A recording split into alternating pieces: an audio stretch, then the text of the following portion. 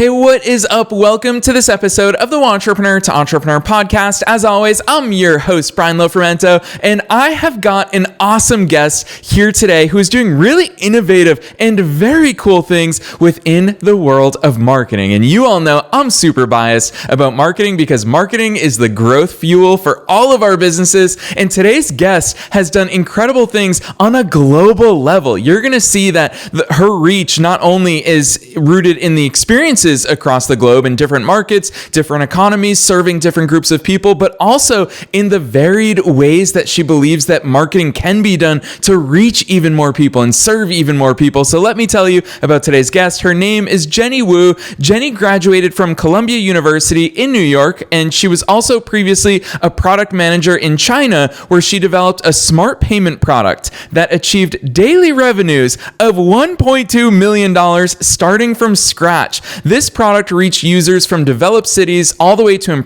impoverished mountainous regions in China. The inclusive and highly accessible user mindset has deeply influenced Jennie's business approach. Applying the logic of user experience to company operations, her current company, after just 1 year, has been recognized as one of the fastest growing marketing companies. Which, speaking of her marketing company, it's called HashMatrix. It's a full stack growth marketing agency that's doing a lot of cool things. They are empowering over 50 AI startups, catalyzing their marketing strategies and expanding their audience reach across the United States. They're also doing some really cool things on a tech front. I'm going to let Jennie tell you about all of that, so I'm not going to say anything else. Let's dive straight into my interview with Jennie Wu.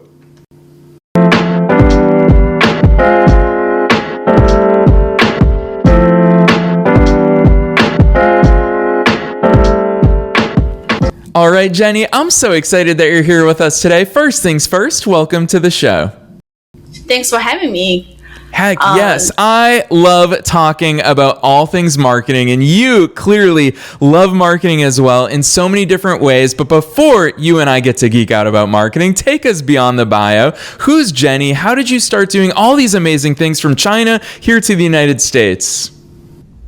Yeah, so for me, my story is, I think it's a very curve, because in China, I'm a product manager, and I found it's very difficult for me to, how to say, sorry, it's, because it's, I want to pursue a life, which can resonate different people and talk with different people. So I quit my job and come to the US. I applied Columbia University, which is the start point of my business. So when I first arrived in the US, I feel like it was really hard to break into the core market because of the language and cultural differences. It was like I could only piece together my understanding of the mainstream market from bits and pieces of information, and that makes my startup business really tough.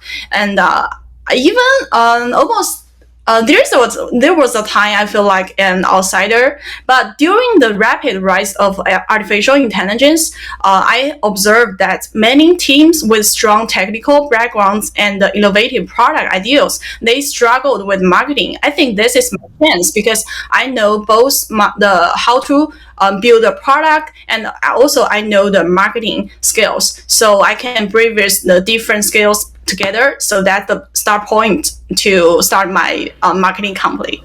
Yeah, I love that overview, Jennie, especially because it's something that I learned really on, is that even if you have a great idea and a great product, it does not matter if you don't have great marketing. There's probably some incredible AI tools out there that we've never heard of because they're not great at the marketing aspect. Talk to us about where your approach to marketing, because obviously you've also recognized that as the growth engine for businesses and technologies and solutions. Where did that marketing background come from?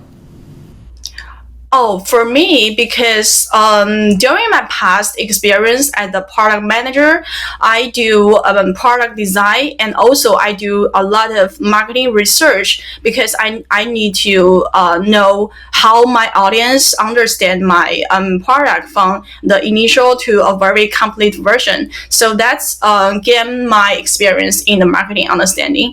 And also before I start HashMatrix, I do tech startup, and I do some fundraising with different ventures. During this experience, I gain a lot of know-how how to do some go-to-market solutions. Yeah.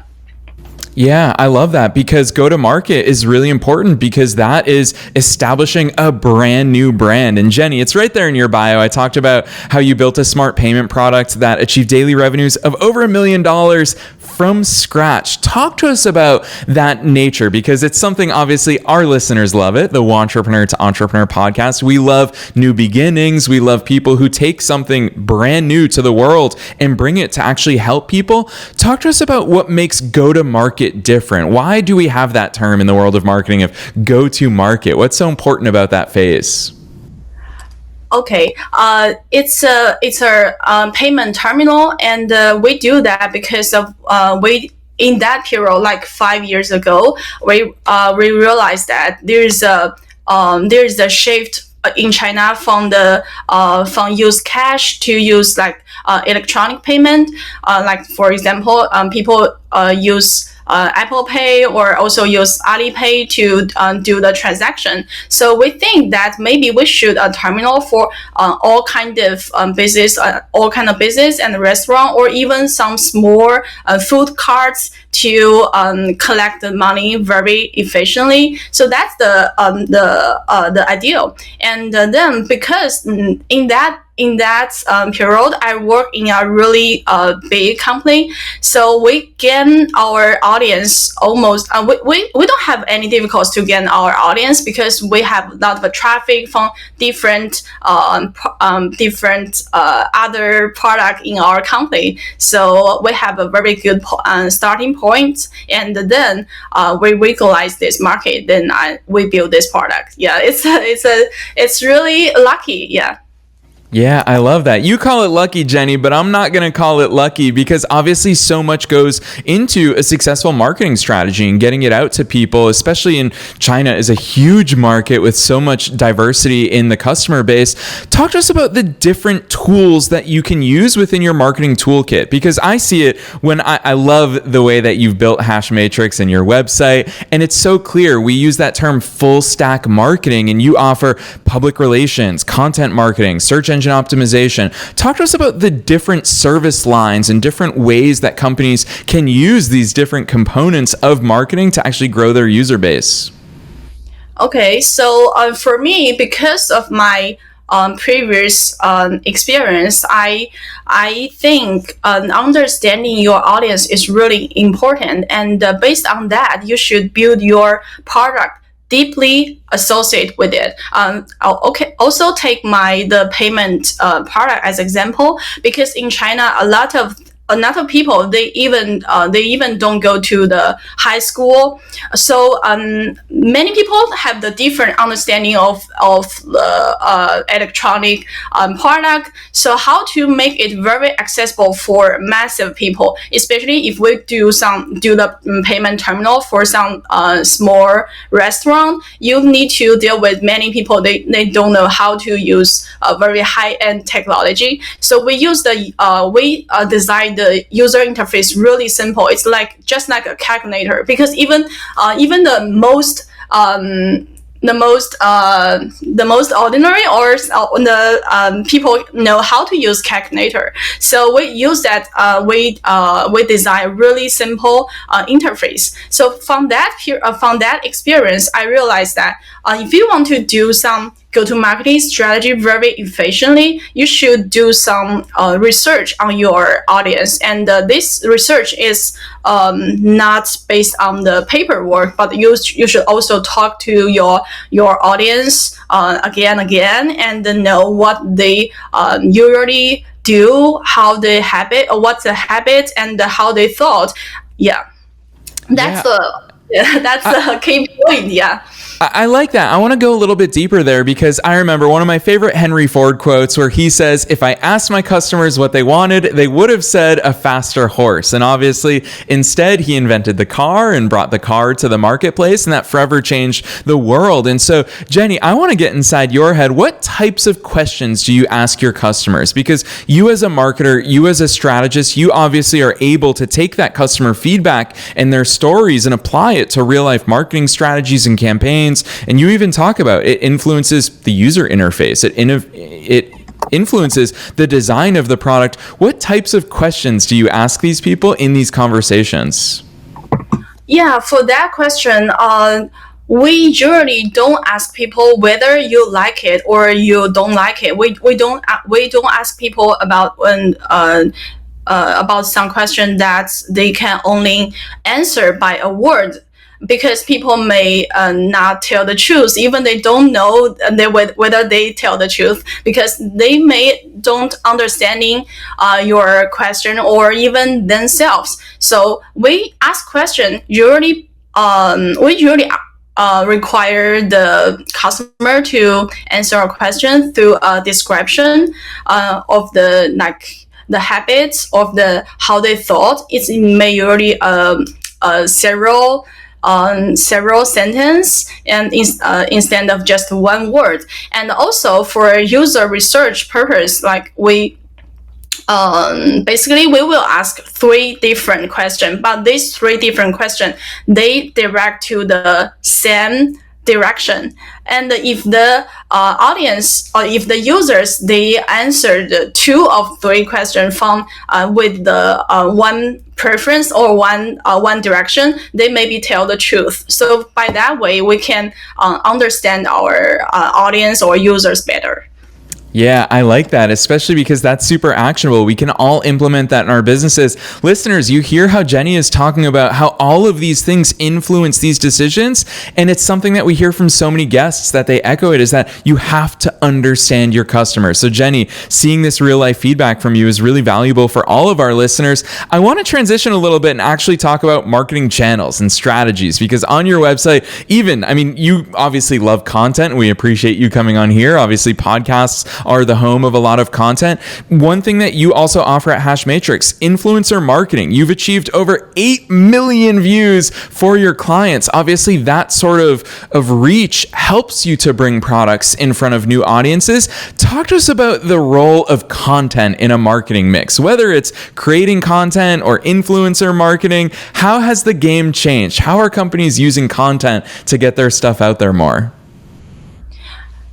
Yeah, I like this question. Yeah, because I like content marketing, because I think nowadays content marketing become really important because people have different ideas. Different people have different understanding from multiple perspectives, even for just one product. So how can we present the product from different perspective to attract our different audience? That's make me recognize, like a recent year, I think it's from my understanding that recent year I found the memes in the image, they really efficient in create some content. And I also one of our clients, Rabbit R1, which is the AI device, and we create many memes to acquire a lot of audience. And also we encourage the audience to create memes, because in the past, I think people create content very people may create very dedicated advertisement or dedicated movies to promote the product. That is really good way, but it cannot resonate people.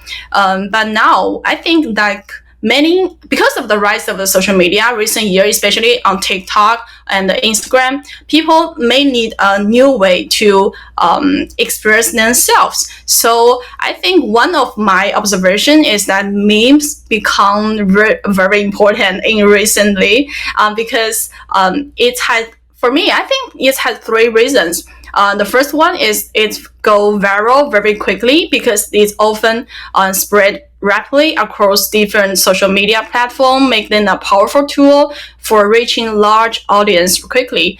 And also, it's really low production cost. Like everybody can create it.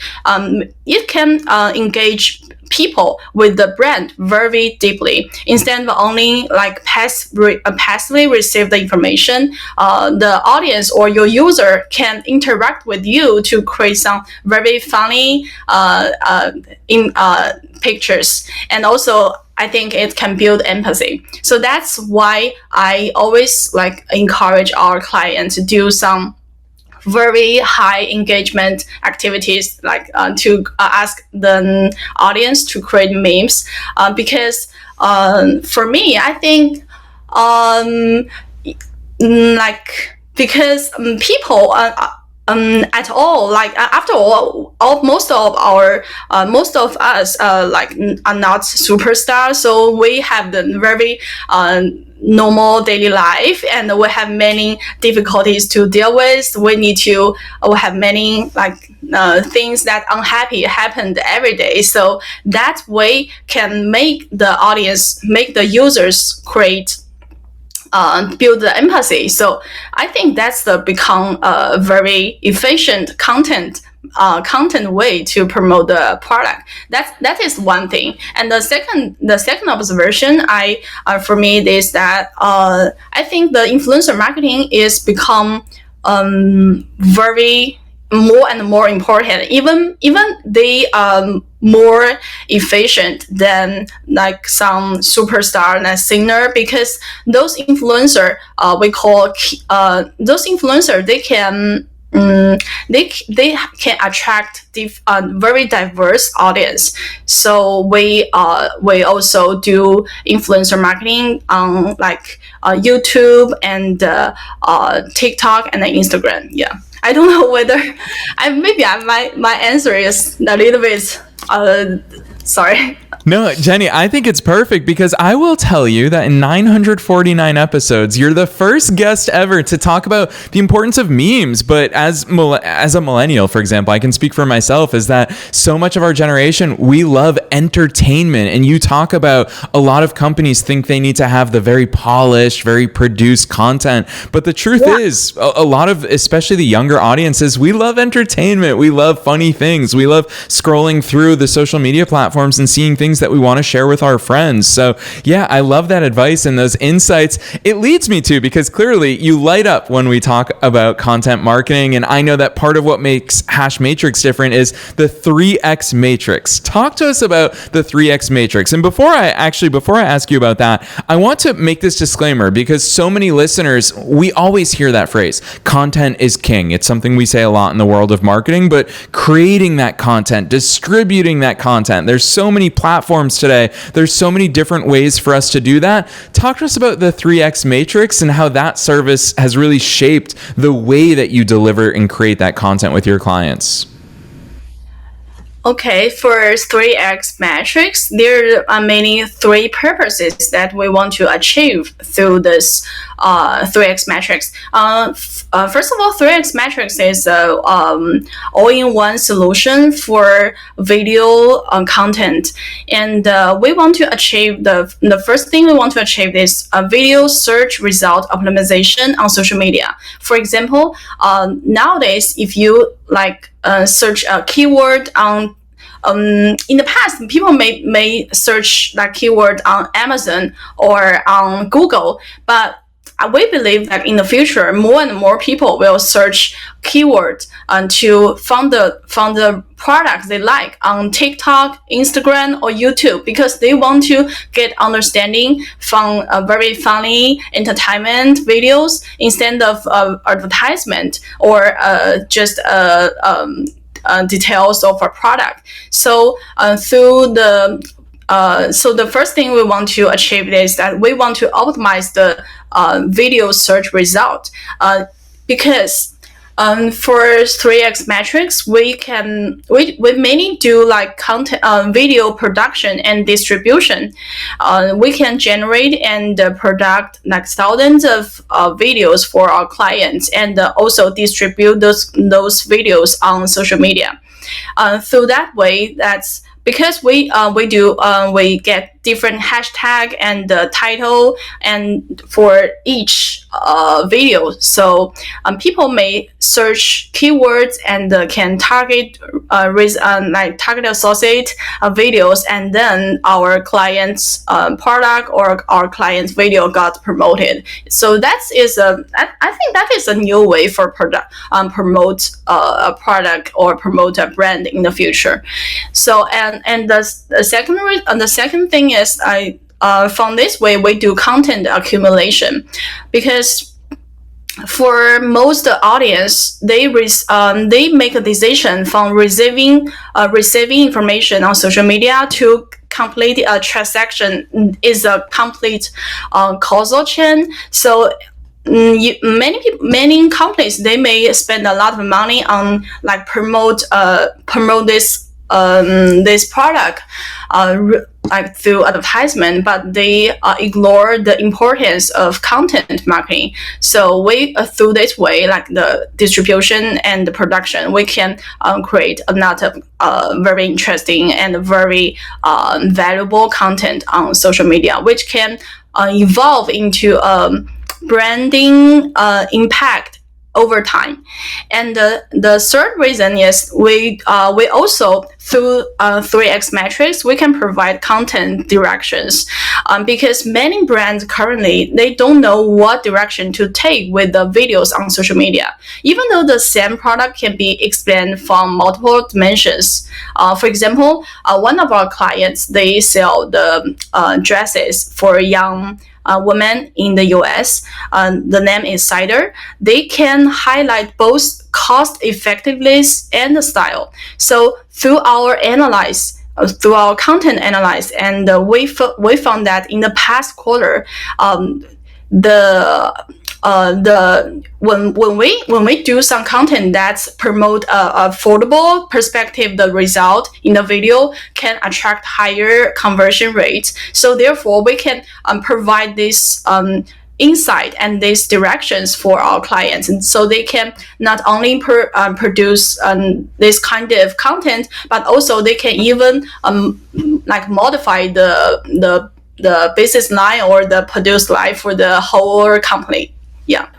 Yeah, Jenny, I love that overview, especially because you all lay it out so clearly, and it really challenges all of us to have more content, to put more content out there so that people can actually find us. And with regards to the types of companies that you all like working with at HashMatrix, you've already mentioned a few of them here on the air, and I think it's becoming household names. More and more people are familiar with Rabbit, for example. I'm going to call them out because the AI space is moving so fast. Technology is moving so fast. What is it about the world of AI? What's the direction you see it going in? Because a lot of us use ChatGPT, but Rabbit, I think, is very cool because that's a physical product that people can actually hold, and I think it's doing really cool things in that space. So from your perspective, as someone who's seen really inside the world of fast moving, rapidly growing AI companies and tech companies, what's the direction that you see AI moving in? For me, I think AI is not a end product, is not a result. It's a solution or is a assistant for you to achieve your goal. Like if you do some medical care industry with AI, you can make it more efficient, make it more user friendly for your audience. And if you do like entertainment industry, you can make it more fantastic. So for me, I don't think AI is a product or is a result, and I think it's a assistant. Yeah, it can facilitate the different interesting product in different industry. And for Rabbit R1, it is our one of our hardware device clients. And I think because nowadays many people have different opinions about it, but I still think it's quite interesting because it make last year, when everybody talks about ChatGPT or AI software, it is one of the first. I think it is one of the first company who want to do it as a hardware device. I think that's meaningful attempt to present a product to show nowadays people how AI can be in the future. Maybe it's not very perfect, but it can like provide some insight for no matter the ordinary people or some like or the founders or other technical companies. They can provide many insight. Yeah, that's my opinion. Yeah. Yeah, Jenny, I really appreciate those insights, especially because I think something that you called out is very important in that the first iteration, you're talking about a new hardware device, it is difficult to get that market penetration. We saw it. I still remember when the iPhone was announced, a lot of us had iPods back then. The rest of us had flip phones, and people said, who needs their phone to browse the internet? Who needs their phone to have all of these apps? And people thought it was a crazy idea that Steve Jobs brought to the world, but now we see it's ubiquitous in today. I mean, I've got an Apple Watch on right now. People thought, who needs their notifications on their watch? Apple continues to do it with the Apple Vision Pro. There's so many different hardware solutions that are embedding really cool technology, really cool software into our physical lives. But of course, it is a process. So speaking of all of these different tools, you and I are talking about some hardware solutions. Listeners always ask us about different tools. And Jenny, you work in the world of tech. You also work in the world of marketing. What are some of your favorite tools for businesses? There's a lot of content creation tools. There's a lot of AI tools that are assistants, like you mentioned there. What are some of your favorite tools to use as a business owner right now? For me, so for some professional tools, for no matter companies, founders to I can for example, for some professional tools, I usually use like Brand 24, which from this product, like you can monitor different brands, what they happened during the last several months, which influencer they collaborate with, and you can know all the influence through this product. It's quite useful. And also, I like use a product named SimilarWeb, which you can put in your website, and you can compare your competitors from very deep understanding perspective, because you can know, you can see the exact traffic, where the exact traffic come from Google, from Instagram, from YouTube. You can know very deeply about your product and your competitor's product. So, but for my everyday use, I still love ChatGPT because it's quite easy to use and to organize my thoughts. And also I use Miro to collaborate with my team member. Yeah. I love. Go ahead, Jenny. If there's more. Okay. And one of our clients' product I really like is named Monica.im. It's a AI assistant. It can like embed in your Chrome to help you organize your the information, because nowadays the Chrome they do many sponsorship and makes your searching result not very accurate. But with Monica.im, the search result is exactly what you want without the sponsorship. Yeah. Yeah, really cool tools. Jenny, I ask this question very frequently here on this show. You introduced us to some brand new tools. So listeners, definitely go back and check out those tools that Jenny mentioned. And it's really cool that it's actually a company that you're working on and you're helping them grow. So I love those real life examples. I want to transition a little bit, Jenny. I love at the end of these conversations to talk entrepreneur to entrepreneur, not just as a marketing expert, not just as someone who's great at AI and within the tech space, but also someone who's growing your own business. What are some of the things that have been eye-opening for you? What are some of the things that have surprised you? Obviously, there's been a bit of a culture shock moving from China to the United States. You recently relocated to Los Angeles. I'm so excited for you to switch coasts and experience the West Coast lifestyle. What are some of those things as a business owner that have made you say, wow, I didn't expect this? And maybe some things that you really enjoy about being an entrepreneur? Yeah, I really love being an entrepreneur because I always like talk to different people and to explore a new industry. From from an outsider to insider. This process very interesting for me, and I want to say that if you want to be an entrepreneur, if you want to explore your business, not just doing some boring work you don't like. You need to believe yourself, and no matter what difficulties you are now facing. Because I remember when I in Columbia University, my professor she told me that instead of like complain about why I don't have this, why I don't have that. We should probably think of what we already have and take advantage of it. So that's really encouraged me to pursue my business. Yeah. Yeah, Jenny, I love that. And I always ask this question at the end of every episode. You've given us so much good advice today. I don't know how you're going to add on to that, but you get to answer this in any way you want. What's your one piece of advice for people at all different stages of their entrepreneurial journey? Some of them have businesses that are already doing a lot of revenue. Some of them are just starting out, and they may be like you were at Columbia wondering, can I do this? Should I do this? What's that one piece of advice that you want everyone to take away from today's episode? Yeah, I love the question.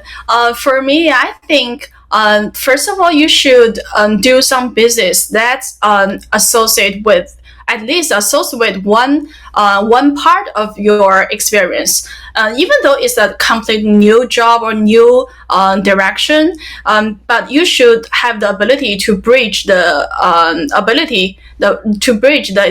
experience with your previous experience. That is very important because you first of all you need to become a professional people with a deeper understanding if you want to start your business.